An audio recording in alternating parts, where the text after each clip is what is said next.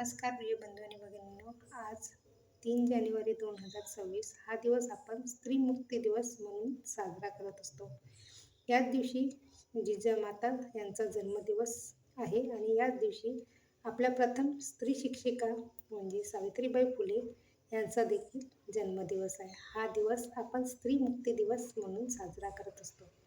परंतु आज आपण स्त्री मुक्ती दिवस हा साजरा करत असलो तरी आज खरंच स्त्री ही खरंच मुक्त झाली आहे का? म्हणजे ती स्वतंत्र झाली आहे का? वरवर बघितलं तर बरेचसे लोक म्हणतील की नाही, हो, स्त्री आज मुक्त झाली आहे, ती स्वतंत्र झाली आहे, स्वतःच्या पायावर उभी आहे, ती आपल्या मनाप्रमाणे वागू शकते, ती आपल्या मनाप्रमाणे आपलं एखादी करिअर किंवा एखादं पद निवडू शकते, एखादे काम निवडू शकते आणि करू शकते. परंतु खऱ्या अर्थाने बघितलं तर आजही स्त्री ही मुक्त झालेली नाही. आजही बऱ्याच स्त्रियांचा हा मानसिक छळ होत असतो.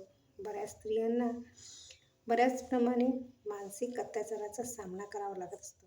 बऱ्याच स्त्रियांना लैंगिक अत्याचाराचा देखील सामना करावा लागतो. आजही बऱ्याच ठिकाणी स्त्रियांचे व मुलींचे बलात्कार मोठ्या प्रमाणे होत असतात व स्त्रियांना बऱ्याच प्रमाणात बलात्काराचा देखील सामना करावा लागत असतो. हे अत्याचार फक्त एखाद्या पुरुषाकडूनच होते असे नाही. बरेचदा या अत्याचाराच्या मागे एखादी स्त्री देखील असू शकते. मग स्त्री ही पूर्णप्रमाणे स्वतंत्र झाली आहे का? नाही.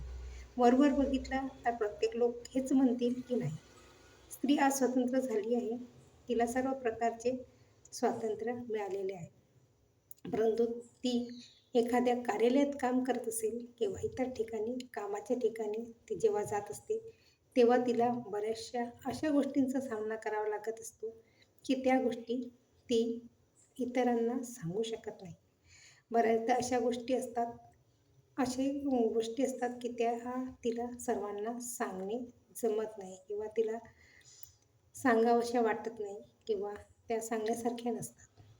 म्हणजे तिचा अशा प्रकारे हा मानसिक छळ प्रत्येक कुठे ना कुठे होतच असतो. एखाद्या कार्यालयात म्हणा की एखाद्या कामाच्या क्षेत्रात असो की इतर ठिकाणी.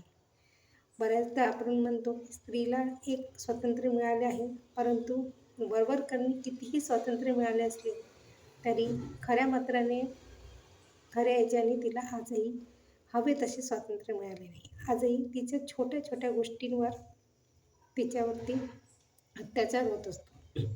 तिच्यात छोटीशी चूक आढळली तर तिला टोकाचा पाऊल उचलला जातो आणि तिला त्रास दिला जातो. एखाद्या स्त्रीकडून ती स्त्रीला छोटासा एखादा आजारही असला किंवा काही असलं तरी तिला आजही छळल्या जातं, तिला त्रास दिला जातं.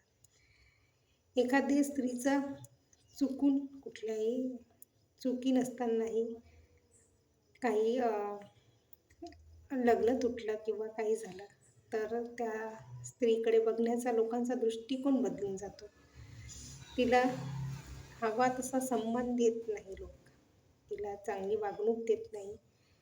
त्यांना वाटते की ही स्त्री एकटी आहे तर हिच्याशी आपण कसंही वागू शकतो, कसंही बोलू शकतो, कशाही प्रकारची वर्तणूक करू शकतो.